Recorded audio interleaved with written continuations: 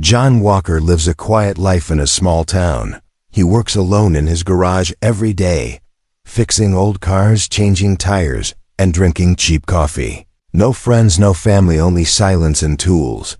But that day something strange happens, something he never expected, something not from this world. It starts with a knock on the garage door, a slow, heavy knock, not like a human knock, more like a message, like someone asking not for service, but for something else. He wipes his hands on his shirt and walks over to the door. Standing outside is a woman, tall, very tall, wearing a long silver cloak with a hood. He cannot see her face clearly.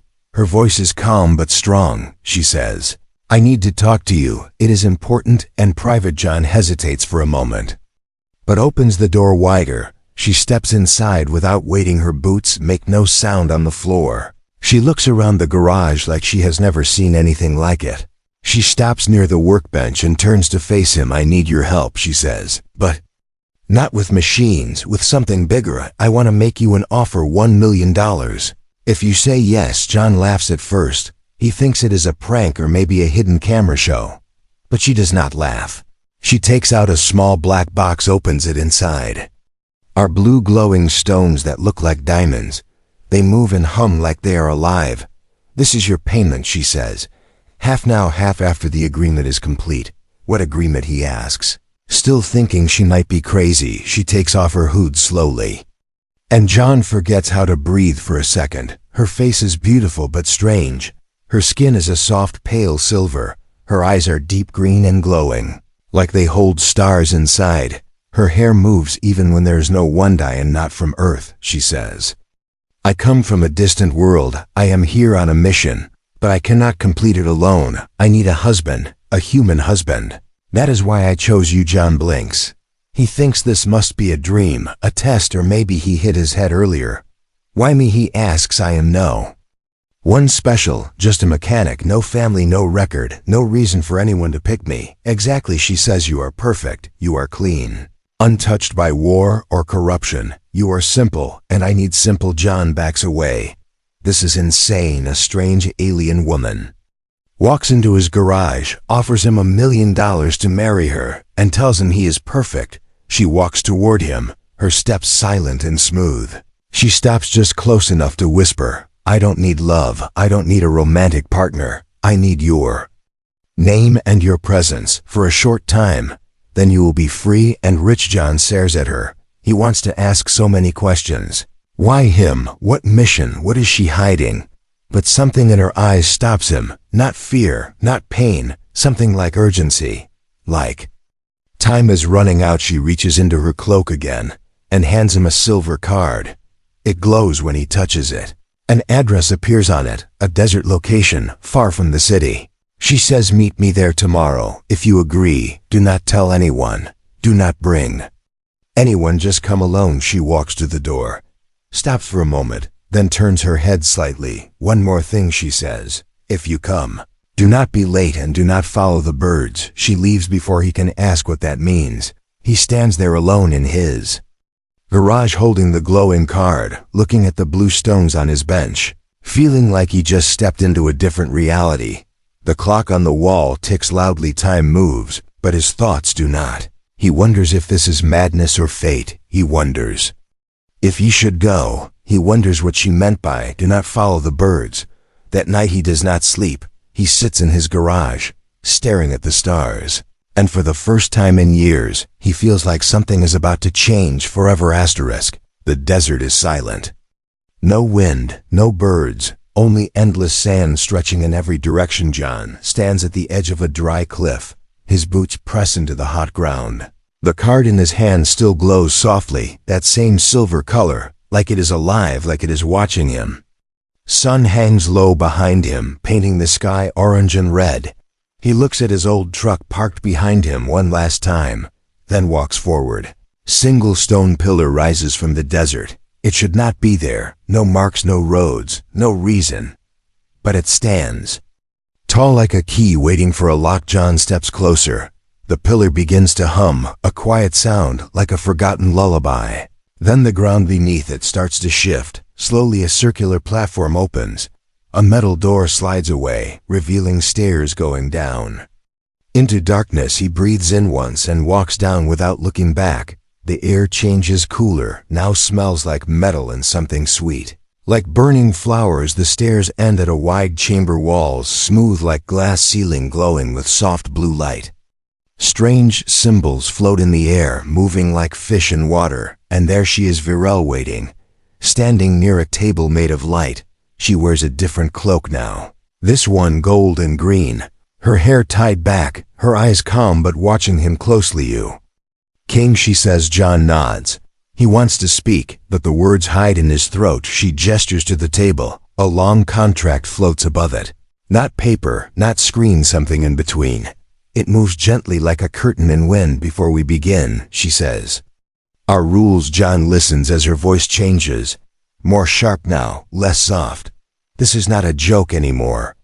Rule 1, you must never ask about my world, my people, or my past. Rule 2, you will stay near me at all times. No doors will be opened without permission.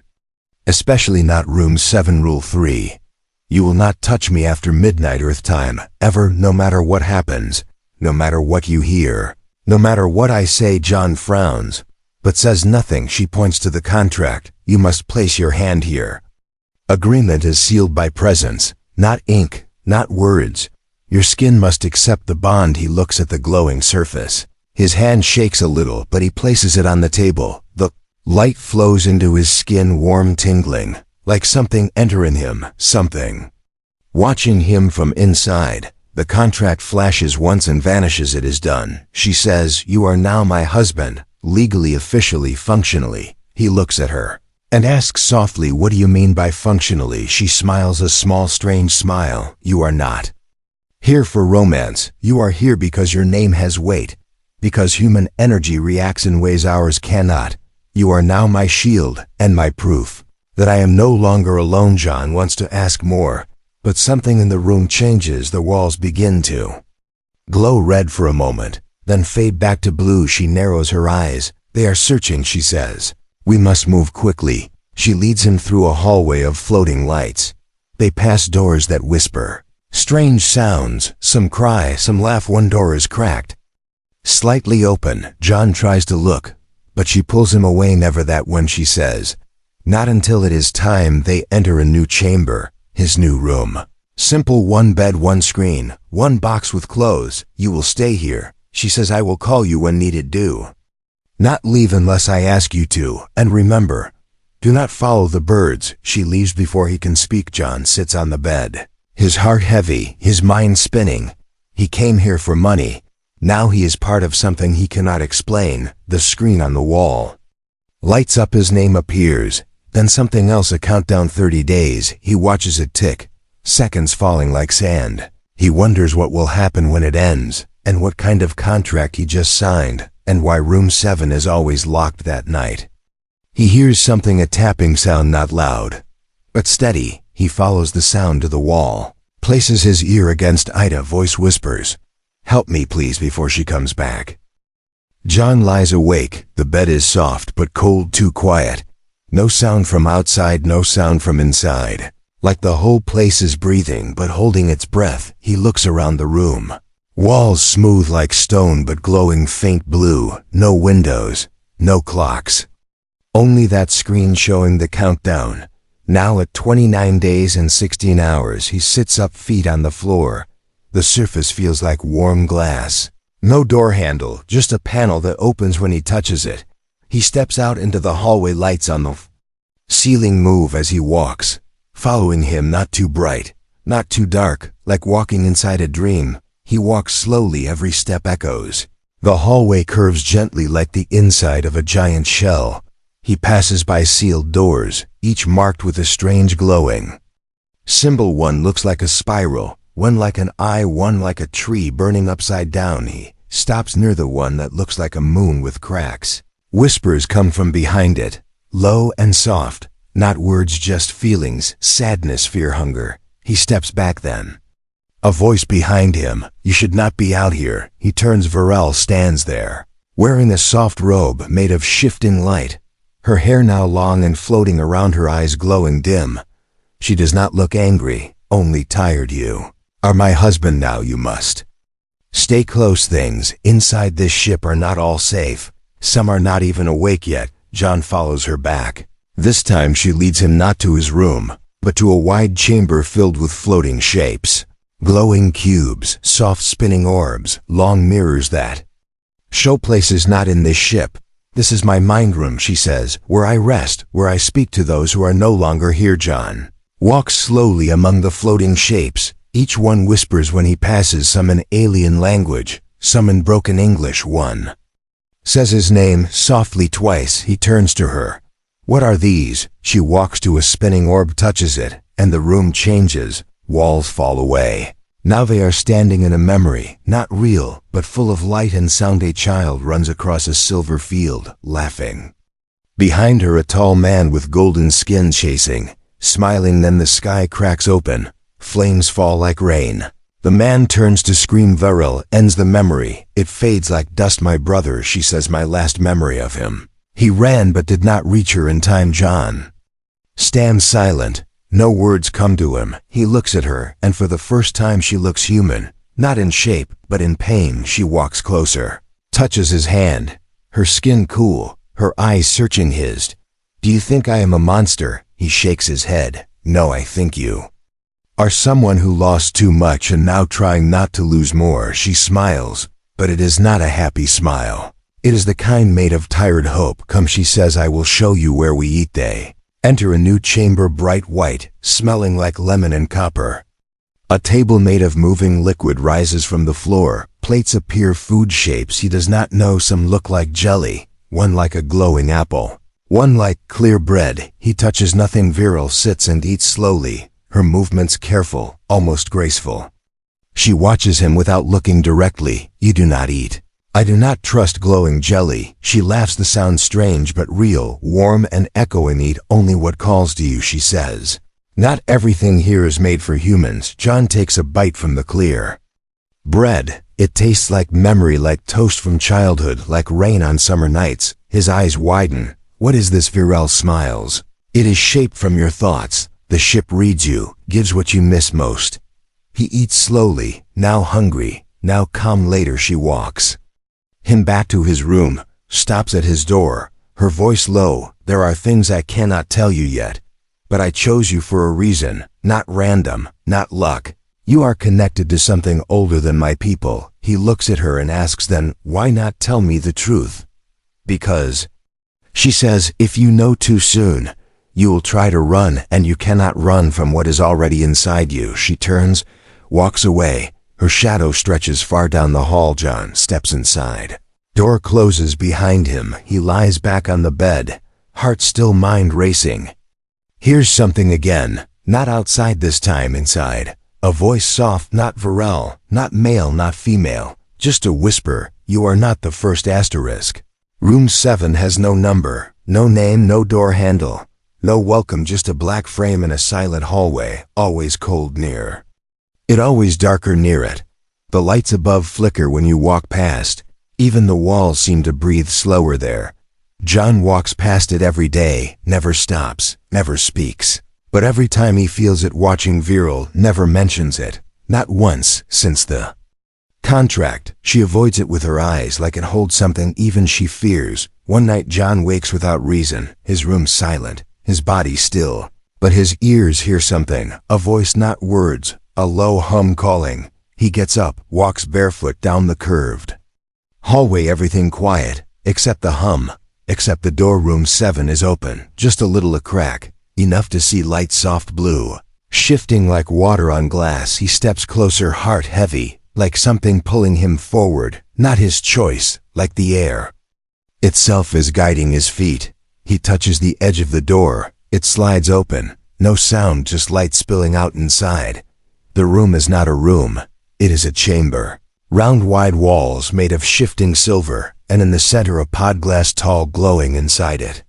A body, not just a body, a man floating, sleeping. John moves closer, looks at the face, his breath stops. It is him, same scar on the chin, same jawline, same everything. He steps back, legs shaking, heart louder than his thoughts. He looks around the room, other pods, empty, but wired, connected to something in the walls. Screens flash symbols he cannot read. But one word blinks in red. Active. He hears footsteps. Turns. Virel stands at the door. She does not yell. She does not rush. She only stares at him. Eyes dim, voice flat. You opened it. I told you not to. He tries to speak, fails.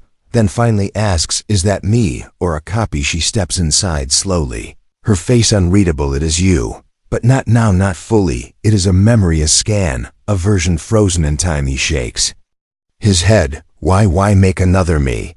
Because you are rare, and your body holds something we lost, something my people need, but cannot make, only borrow. She walks to the pod, places her hand on the glass.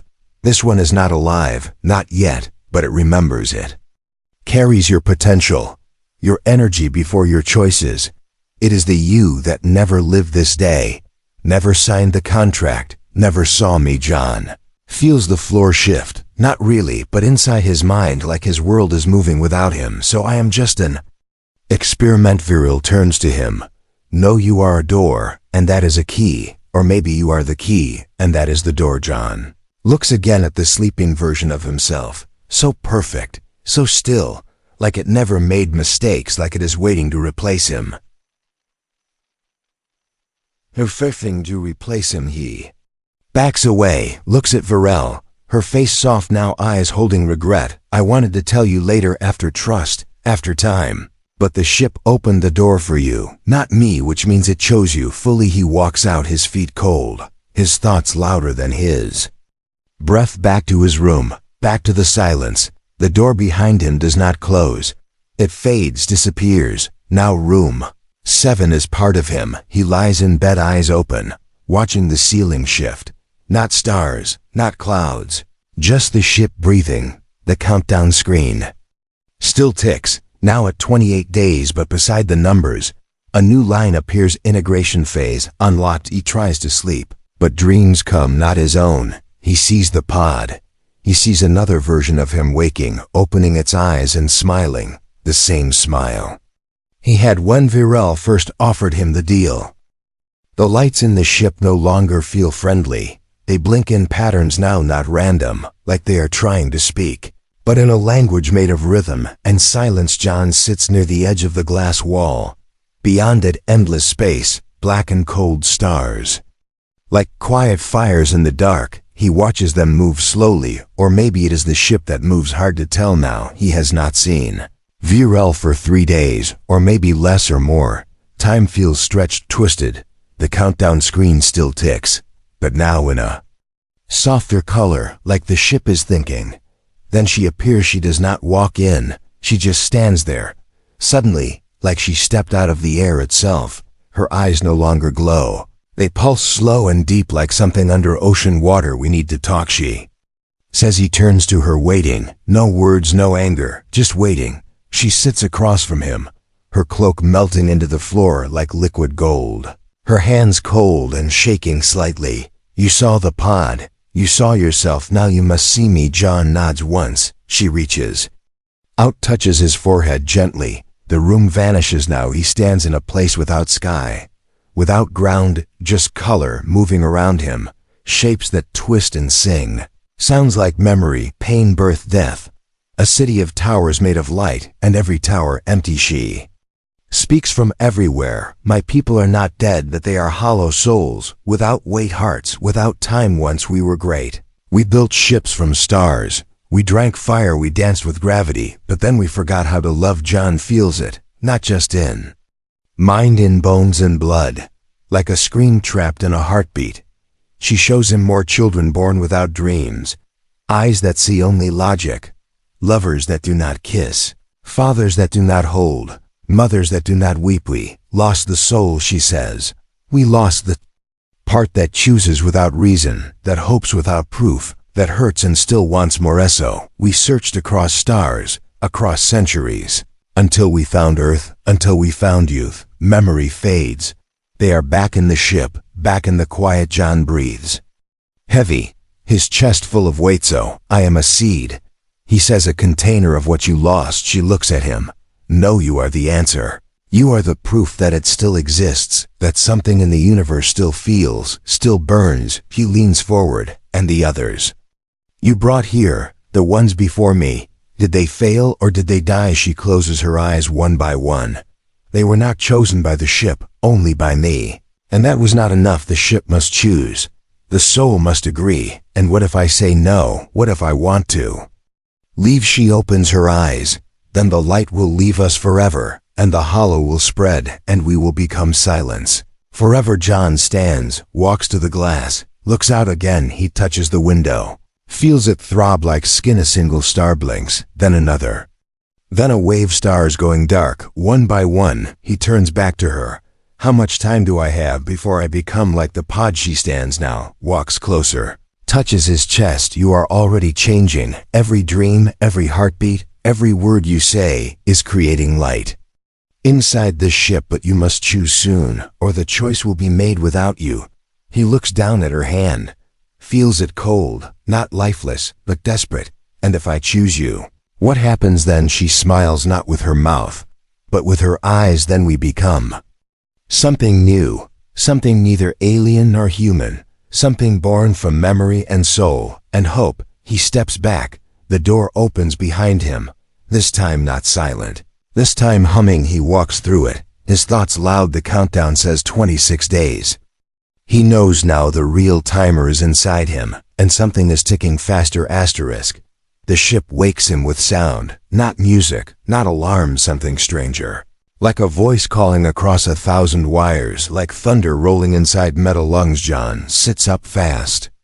The room darker than before. The countdown screen now read 24 days left, but blinking like it is unsure. The walls shake gently, not fearfully but like warning. Then the door opens without light, only Varel standing there, hair loose, eyes wide. They found us, she says, her voice cracked, her cloak torn. Who? He asks, his feet already moving. The ones who watch, the ones who punish. My people, the council. They are here, and they do not care if you live or not. She pulls him fast through twisting halls. Ship feels smaller now. No more floating lights, no more peaceful silence, only tension and the hum of machines preparing for war. She leads him into a narrow chamber. Control lines glow around the walls. A large viewing window shows a dark sky, but no stars, only shadows moving like clouds. No ships, but presence, like something hidden under black water. They sent a signal, she says, surrender or burn. They want me. They want the pods, and they will erase you if you stay. John looks at the screen. Shape flickers, too large to understand, like a city floating in space, alive, hungry. Then why not run? He asks. You have a ship, you have tech. We can leave, hide, fight later. She shakes her head slowly. No, we cannot outrun them. They bend. Choice. If we run, they will find Earth next. He steps back. So this was always a trap. You brought me into a war. One never chose. She looks at him. Not with anger, with pain. I brought you into a chance, and yes, a risk, but not a lie. He breathes heavy, his hands shaking now. Tell me the truth, all of it now. She touches the wall. It opens, revealing a sphere, glowing white, breathing like a heart. This is the core. She says it holds your echo, your imprint. From the moment you touch the contract, it is alive now. Because of you. He stares at it, feels it pulling at him, not physically but inside, like it knows his name from before he was born. The plan is simple, she says. You enter the core, you merge, you unlock the beacon. The beacon sends a signal older than fear, older than the council. A signal that summons the forgotten ones, the watchers who abandoned us, the only ones the council still fears. John steps forward. The core whispers his name, not out loud, but in feeling. He turns to her, and what happens? To me, if I merge, do I come back? She looks down. I do not know. He laughs, a dry sound, bitter. So I die to summon ghosts, or I live and watch them destroy us both. She steps close, takes his hand, places it on her chest. Feel this. I am not asking you to die. For me, I am asking you to finish what I started, to save something more than just 2 lives, to stop the silence from swallowing everything. Looks into her eyes and sees something there, not alien, not human, something new, something afraid and brave. At the same time behind them, the ship groans. A voice fills the chamber, unauthorized presence, approaching, hostile intent confirmed. Defense sequence failing. He has seconds now. The core opens, light pouring out, warm, gentle, welcoming. He walks to it. Stops. At the edge, then turns to her. Promise me, if I don't come back, you'll find Earth again. Not for saving, but to feel, to learn, to love. Without needing a reason, she nods. A tear rolls down her cheek and vanishes before reaching her chin. He steps into the core. The light wraps around him. No pain, no sound. Just one last whisper. John Walker accepted. The chamber explodes with energy. The ship shakes. The shadows outside stop moving, and for the first time they pause, not in fear, but in memory. They remember. The signal, they remember. The soul viral falls to her knees, whispers into the light, be my husband, human, be my bridge, be my fire. John floats, not in space, not in water, in something older, something between. He cannot see his body, he cannot feel his skin, but he knows himself. By memory, by emotion, by fire. The core holds him gently, like hands made of light, like a mother, like a mirror. He feels the ship breathing with him. He feels Varel's heartbeat, not near but inside. Then he sees it, the council ship. Black as hunger, wide as a broken sky, waiting just beyond reach, watching without eyes, and something moves inside it. Something ancient, not machine, not flesh, not hate, not love, just silence. Born from the death of stars, John reaches through the core. Not with hands, with thought, with achy, shows them Earth. He shows them laughter, old broken wrenches, the taste of toast, the sound of rain on a metal roof. He shows them his first scar, his last hug, his mother's voice saying, come home before dark. The council ship shudders, its shape twisting like memory returning to stone, but it is not enough. The silence pushes back, it floods the chamber. It reaches for the ship, for Varel, for the core. For him, he hears her voice. Inside the light calling his name, but not John, not husband, something deeper, something older. She says, you are not a copy, you are not an experiment, you are not my tool, you are my echo, my equal, my choice, you are mine. If you say yes, he speaks back without sound, without words, then choose me too. Not as a symbol, not as a savior, but as someone who once fixed engines and now wants to fix stars. The core reacts. The chamber explodes with color, not red, not blue, something new. The ship bends.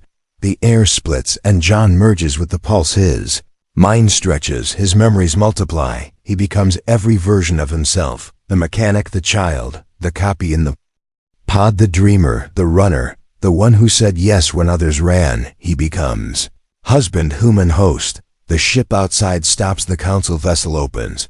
Not to attack, not to speak, to listen. A voice comes from it. Sharp, flat, cold. State your identity. John steps forward. Now half light, now half Varel, now neither, now both. He speaks. I am not what you made. I am what you forgot. I am the soul you lost. I am the part that cries at night, the part that dances without rhythm, the part that breaks and still believes. I am the fire, and I am not alone. The silence cracks, a sound like thunder, a ripple across time. Something breaks open in the void. Old watchers return. Shapes without names, eyes without bodies, memories that float like stars. They surround the council ship. Not in anger, in remembrance, and the ship fades, not destroyed, not killed, just erased from now, returned to before. Back inside, Varel kneels in the core room. The light fading, her eyes full. The door opens. John steps through, but not just John. Something new, still him, but more. She runs to him, touches his face, smiles without fear. You came back. He nods, takes her hand. You asked me to be your husband, and I said yes. Now ask me something harder. She looks up. Be my future, be my voice when I cannot speak, be my second chance. He leans forward, rests his head against hers. Then be my stars, be my reason to stay, be the thing I did not know I needed. The ship begins to heal. Doors close, light steady. The countdown vanishes. No more ticking, only time. Together they stand, two beings, not just human, not just alien, Something written in the language of both. The ship flies forward, not fleeing, not hiding, but searching for others like them. For lost souls, for fire, and far behind, somewhere on Earth, a small garage sits. Empty, a broken wrench lies on the floor, and outside a bird watches the sky.